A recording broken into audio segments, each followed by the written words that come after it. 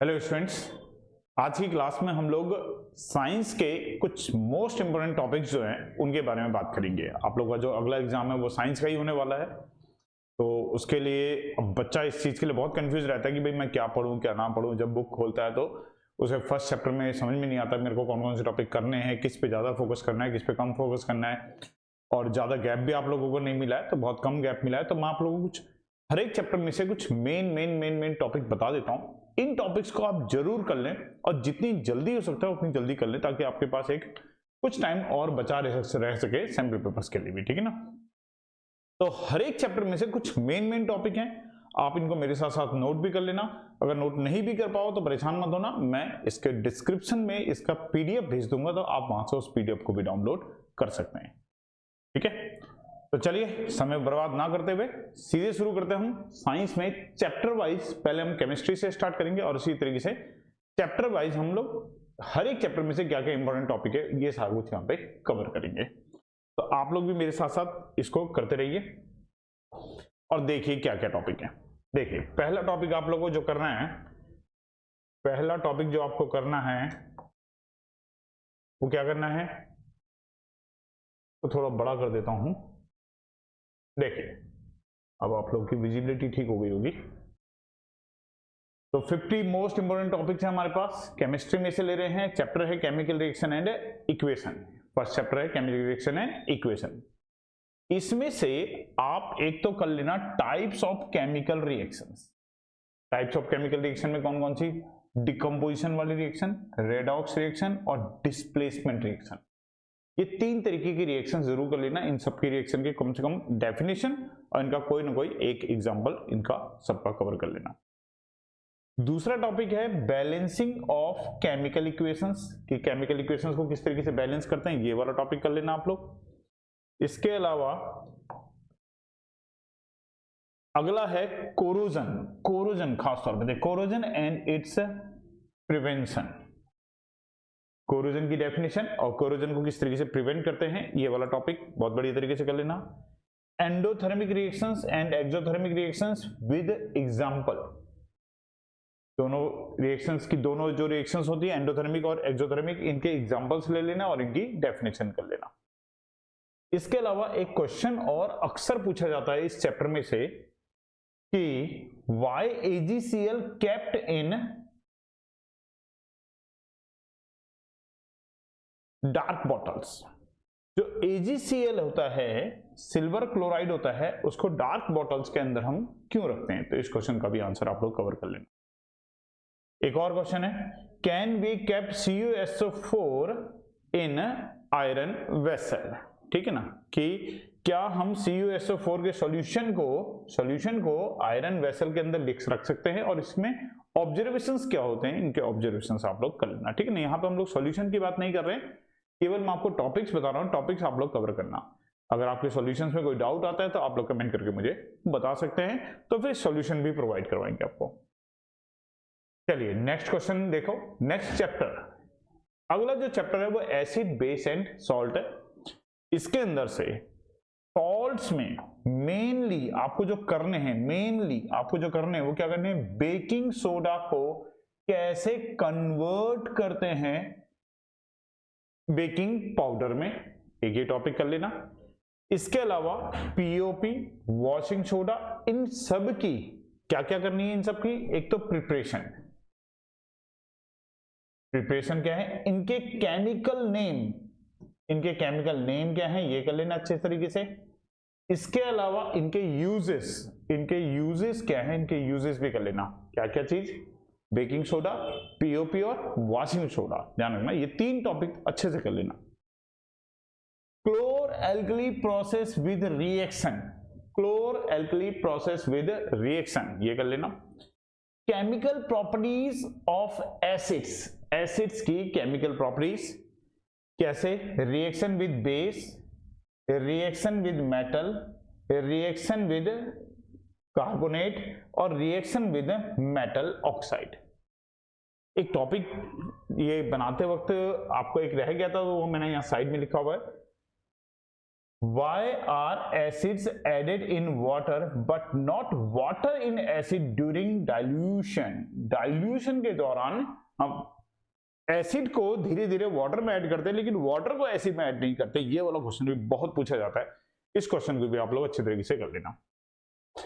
चलिए next question पे आते हैं। देखो अगले जो क्वेश्चंस हमारे पास हैं इंपॉर्टेंट और इसी चैप्टर में से, ये देखो पीएच वाली value, pH and its importance in everyday life, pH and its importance in everyday life, salt making. बहुत अब आजकल ये क्वेश्चन काफी पूछा जा रहा है, सॉल्ट मेकिंग वाला क्वेश्चन काफी पूछा जाता है। कैसे पूछता है वो, कहता है भाई बताओ वीक एसिड अगर है, वीक बेस अगर है तो बताओ कैसा सॉल्ट बनेगा, न्यूट्रल बनेगा।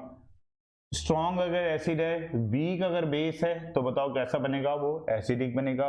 वीक एसिड है, स्ट्रॉन्ग बेस है तो कैसा बनेगा, स्ट्रॉन्ग एसिड है, स्ट्रॉन्ग बेस है तो कैसा बनेगा। ठीक है ना, इस टाइप से आता है, इस तरीके से क्वेश्चन दे देता है वो। भाई CaCl2 है, उसके अंदर कोई बेस है, एसिड है, वो किस तरीके से बना हुआ है। तो इस टॉपिक के ऊपर जो बेस्ड क्वेश्चंस होते हैं कि एक स्ट्रॉन्ग एसिड है, एक वीक बेस है, इनके मिलने से क्या बन रहा है, तो इस टाइप के भी क्वेश्चंस आप लोग के पेपर में पूछे जाते हैं। इन क्वेश्चंस को भी प्रैक्टिस आप लोग कर लेना। इसके अलावा मेटल्स एंड नॉन मेटल्स में क्या क्या करना है आप लोग को। मेटल्स को क्लासिफाई कैसे करते हैं भाई, मोर रिएक्टिव मेटल कौन से, मॉडरेट मेटल कौन से, लीस्ट रिएक्टिव मेटल कौन से, इस चीज की प्रैक्टिस कर लेना। मैंने यहां पे लिख भी दिया है कौन कौन से हैं। व्हाट आर एम्फोटेरिक ऑक्साइड्स, दो एग्जांपल इसके, एम्फोटेरिक ऑक्साइड की डेफिनेशन और इसके दो example. Why does Ca metal floats on cold water, ये क्वेश्चन, ये यहाँ पे कुछ क्वेश्चंस हैं, इन क्वेश्चंस को आप लोग कर लेना। Two metals which react with steam write chemical reaction also. Amphoteric nature of Al2O3, यहाँ पे इसकी रिएक्शन आपको दे रखी है, पर ये सारे टॉपिक इंपोर्टेंट है, ठीक है ना, कि रिएक्टिविटी सीरीज इनकी, एम्फोटेरिक ऑक्साइड की डेफिनेशन, कैल्शियम का फ्लोट करने का रीजन, दो मेटल ऐसे जो स्टीम के साथ रिएक्शन करते हैं उनकी रिएक्शन भी, और एम्फोटेरिक ऑक्साइड, एम्फोटेरिक नेचर बताना है Al2O3 का। इसके लिए जो रिएक्शंस होती है ये रिएक्शंस आप लोग कर लेना। इसके अलावा एक क्वेश्चन और प्रैक्टिस कर लेना जो कि काफी पूछा जाता है, why does H2 gas not evolve when metal react with nitric acid. ठीक है ना, ये भी काफी पूछा जाता है क्वेश्चन। मेटलर्जीज में आप क्या करोगे, मेटल नॉन मेटल, मेटलर्जीज में क्या लोगे, difference between roasting and calcination, difference between ore and mineral, thermite reaction, refining of metals. ठीक है ना, ये चार टॉपिक, इन सब की डेफिनेशन, इन सब की अगर कहीं पे जो रिएक्शंस आ रही है उन रिएक्शंस को, जैसे थर्माइट की रिएक्शन है तो रिएक्शन। इसके अलावा how does mercury is extracted from its ore, Hg2s, sulphide ore से कैसे मरकरी एक्सट्रैक्ट करते हैं उसको एक्सप्लेन करना सीख, ये वाली मेटलर्जी आप लोग पूरा कर लेना। एलॉयज, जितने भी एलॉयज हैं उनके कंपोनेंट, अच्छा एलॉयज की तो डेफिनेशन, कंपोनेंट किस किस के कर लेना, खासतौर पे steel, stainless steel, solder, amalgam, इन सबको एलॉयज की डेफिनेशन के साथ साथ इन सबके कंपोजिशन देख लेना कि इसमें कौन कौन से मेटल कितनी कितनी परसेंटेज में हम लोग ऐड करते हैं। कार्बन चैप्टर में आते हैं जो कि सबसे इंपॉर्टेंट चैप्टर है आप लोग का, 10th क्लास का सबसे इंपॉर्टेंट चैप्टर है कार्बन एंड इट्स कंपाउंड। तो कार्बन के अंदर अगर हम आए तो वाई कार्बन ओनली शेयर, अच्छा ये कुछ क्वेश्चंस हैं, ये कुछ क्वेश्चंस हैं, देखो जरा, why carbon only shares electron, ये है इलेक्ट्रॉन, अच्छा ठीक है, फिर इसके बाद इलेक्ट्रॉन डॉट स्ट्रक्चर है, इन सब का इलेक्ट्रॉन डॉट स्ट्रक्चर कर लेना, और N2 है, CH4 है, CCl2 है, C2H5OH, इन सब का। Allotropes of carbon mainly graphite and diamond. How to write IUPAC name, IUPAC नाम कैसे लिखते हैं, फंक्शनल ग्रुप सारे कवर कर लेना, जिसमें अल्कोहल हो गया, कीटोन हो गया, जितने भी फंक्शनल ग्रुप है सारे कवर कर लेना। इसके अलावा write third member of ketone, इस टाइप से क्वेश्चन पूछ लेता है, write third member of ketone, इस टाइप से क्वेश्चन कर लेना। Esterification reaction and saponification reaction, esterification reaction and saponification reaction, oxidation and addition reaction, ठीक है ना। इसके अलावा और देखो कार्बन कंपाउंड में से आपको क्या करना है, मिसल फॉर्मेशन, सोप एंड डिटर्जेंट का मिसल फॉर्मेशन, ये टॉपिक और आप कर लेना, क्योंकि सोप एंड डिटर्जेंट तो में से तो कोई ना कोई क्वेश्चन एग्जाम में आता ही आता है।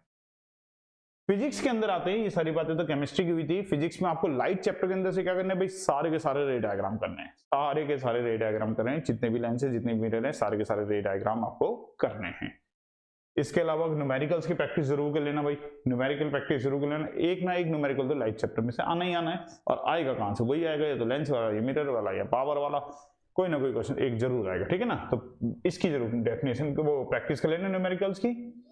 मैग्निफिकेशन के ऊपर आ सकता है, रिफ्रैक्टिव इंडेक्स के ऊपर भी आ सकता है, मिरर फॉर्मूला के ऊपर आ सकता है, लेंस फॉर्मूला के ऊपर आ सकता है, पावर के ऊपर भी आ सकता है। पावर ऑफ अ लेंस की अपनी डेफिनेशन भी कर लेना। इसके अलावा डेफिनेशन मेन और क्या क्या हो सकती है, जैसे प्रिंसिपल फोकस की डेफिनेशन लेंस के लिए भी और मिरर के लिए भी। इसके अलावा refraction through glass slab, glass slab के थ्रू जो रिफ्रैक्शन होता है, इसके ये डायग्राम बना करके जो होता है, ये पूरा डायग्राम बनाकर आप लोग इसको प्रैक्टिस कर लेना इसकी भी।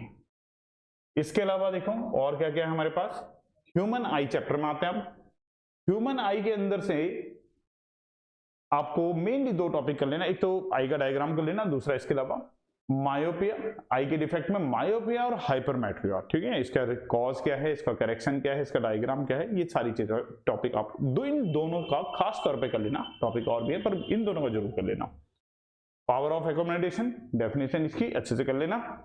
और इसके अलावा जो आपके क्वेश्चंस हैं, ये कुछ जो जनरल क्वेश्चन है जो इसमें से पूछे जाते हैं, डिस्पर्सन ऑफ लाइट के बारे में, इसका अपीयर ब्लू क्यों होता है इसके बारे में, एडवांस सनराइज क्यों होता है, डिलेड सनसेट क्यों होता है इसके बारे में, स्टार ट्विंकल क्यों करते हैं और प्लेनेट ट्विंकल क्यों नहीं करते हैं इसके बारे में, सन व्हाइट जो दिखता है वो ओवरहेड टाइम में दिन के टाइम पे व्हाइट दिखता है और हॉरिजॉन की जब पास होता है मतलब सुबह और शाम के टाइम पे वो रेड दिखता है, ऐसा क्यों होता है। इसके अलावा जो डेंजर वाले सिग्नल होते हैं उनको हम रेड कलर का बनाते हैं, तो डेंजर सिग्नल को रेड कलर का क्यों बनाया जाता है, ये टॉपिक भी आप लोग अच्छे तरीके से यहाँ पे कर लेना। इलेक्ट्रिसिटी टॉपिक में अगर आए तो इलेक्ट्रिसिटी टॉपिक में देखो आपके पास क्या क्या है जो आपको जरूर करने हैं। इलेक्ट्रिसिटी टॉपिक में से some terms with their formulas, ठीक है ना, जैसे करंट, पोटेंशियल डिफरेंस, रेजिस्टेंस, इनके डेफिनेशन भी, इनके सिंबल्स भी और इनके फॉर्मूले भी और इनकी यूनिट्स भी, ये सारी चीजें कर लेना, ठीक है ना। करंट के अंदर जैसे 1 एम्पियर की डेफिनेशन है, 1 वोल्ट की डेफिनेशन है, 1 ओम की डेफिनेशन है, तो वो वाली डेफिनेशन मतलब ये वाले टॉपिक आपको करने हैं। इनमें से कोई ना कोई क्वेश्चन आपको पेपर में जरूर पूछा जाएगा।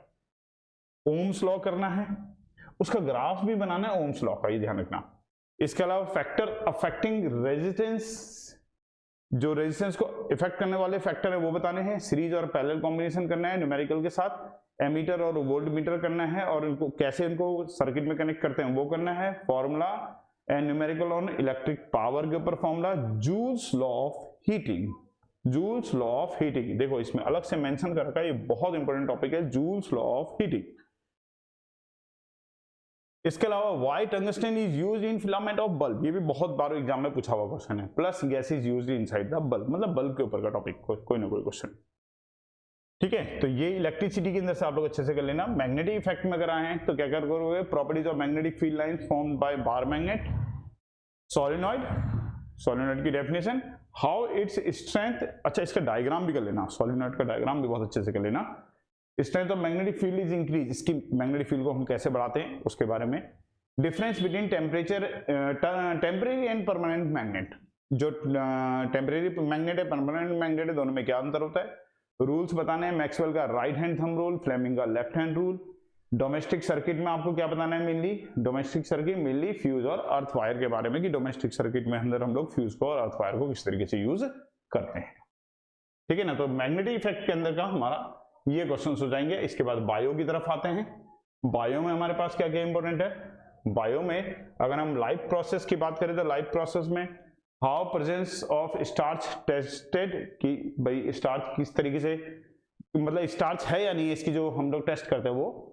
मेजर इवेंट्स ऑफ फोटोसिंथेसिस और all diagram, alimentary canal, heart, respiratory system, इन सबके डायग्राम्स आप कर लेना। डाइजेस्टिव सिस्टम, एंजाइम्स और